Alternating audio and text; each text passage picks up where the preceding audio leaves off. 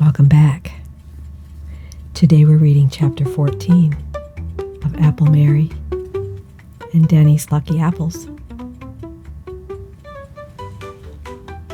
I'm glad you could join me today.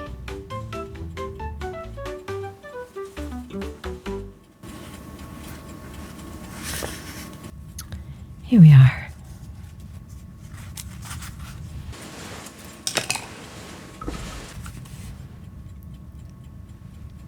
Surprises. Look who's here. Louise and Jim. Apple Mary called out as the young couple burst excitedly into the apartment one afternoon. It's been ages since we've seen you around here. We've got some great news, Jim told her. Tell them, Louise.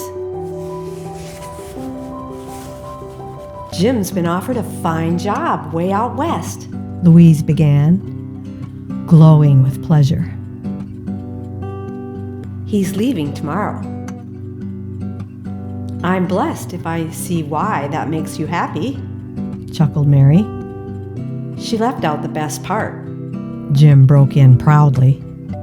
We're getting married right away. Married? Cried Apple Mary. Why didn't you tell us before? Growled Bill, trying to hide his excitement. You're some brother. Well, do you want to witness the event? Jim invited them. Do we? Gasped Apple Mary, dashing about in a whirl of excitement. Wait till I wash Dennie's face. Where's my hat? Am I excited? Oh me, oh my. When the brief ceremony was over, Apple Mary was sobbing happily, and Dennie looked very glum. But Jim and Louise were on top of the world. Meet Mrs. Jim Biff, folks. I'll let you kiss the bride, Bill, as long as you're my brother.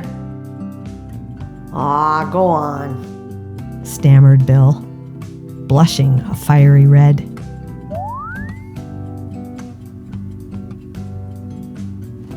In the big car, they started off for the station. Step on it, Bill, called Jim, or we'll miss our train. Dennie's blue, Louise. Apple Mary, in the back seat with the young couple, was explaining to the happy bride. Just because you were his nurse after his operation, he thinks you belong to him. Dennie was silent, sitting beside Bill in the front seat.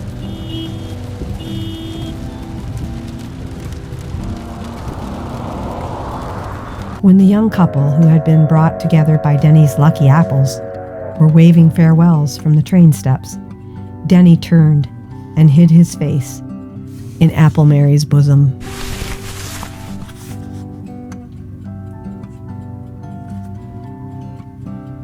Goodbye, Dennie, Louise called, we'll come back and see you. but Dennie could not reply. Gee, Louise was swell. He sobbed.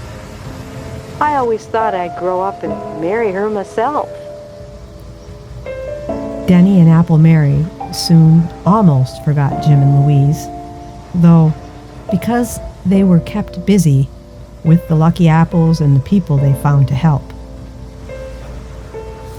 That very evening, Mr. Sprocket made a report on the Wearies. Mary, your poor Mr. Weary was in to see about the job today, he scoffed. Of all the relics, if you must give jobs to friends, pick out someone fit for work.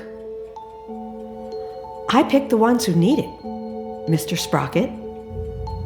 Mary snapped. Mr. Weary isn't the type who would appeal to most employers, but he has to have a job. I paid him a week in advance, as you told me to, Sprocket went on. And by the look on his face, we'll probably never hear from him again. What do you mean? Asked Apple Mary. That money looked like a fortune to him, Sprocket told her. He'll clear out for parts unknown. Oh, no, he won't, chuckled Apple Mary confidently.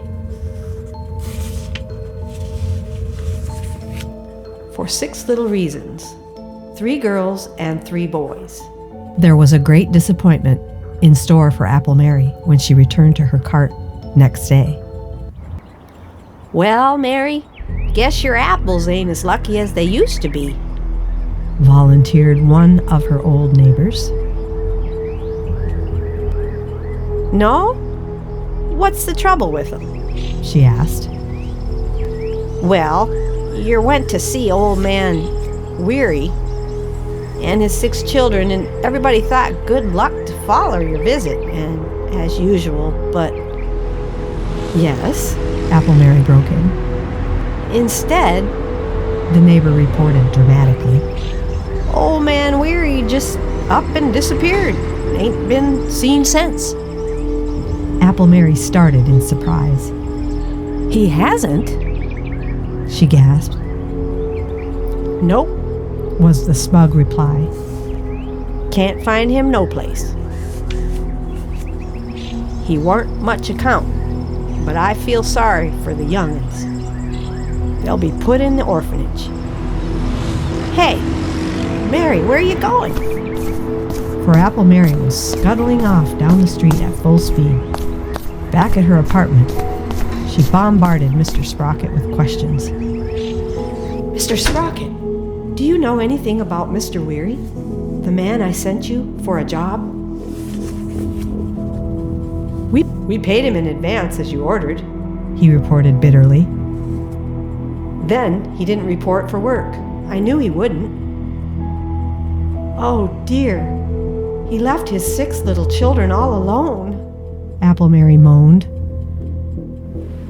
They were sent to the orphanage. Grandma, you can't let them go there, Dennie broke in. That's awful. They could come live with us. We got room. Let's adopt them all. Oh, let's, Grandma. Apple Mary thought this suggestion over seriously. 6 children at my age. Goodness, she hesitated. Please, Grandma, urged Dennie. I don't know. Mary, surely you're not... won't... sputtered the worried Sprocket. Say, see here. This has got to stop. Stop! Chapter 15. Apple Mary takes big steps. I wonder, is she going to adopt all those kids? Well, we'll see.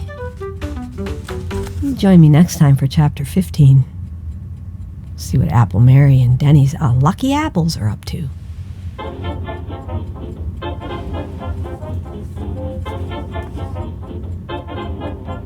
Yeah.